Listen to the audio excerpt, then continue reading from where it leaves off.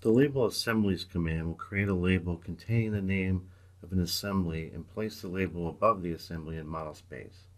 The command can be used to place one label at a time, or it can place labels for all assemblies in the drawing at once. The label assemblies command is developed and provided by WizDot. I'm going to go up to my MDT design ribbon and I'm going to find label assemblies. Go ahead and click that. It's going to ask me to enter a text size. I'm just going to accept the default of 1 here and hit enter. It's going to ask me how I want to select the assemblies, if I want to select all of them at the same time or individually. I'm going to pick individual. I'm going to go ahead and pick my assembly at the bottom here. And what I'm going to do is select the assembly marker. And I'll hit enter.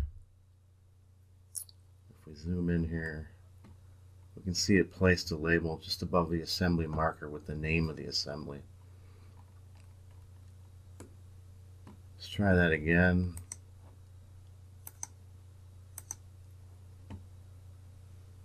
Hit enter. This time I'm going to pick all. I'm just going to click all. And now you can see it labeled all of my assemblies at once.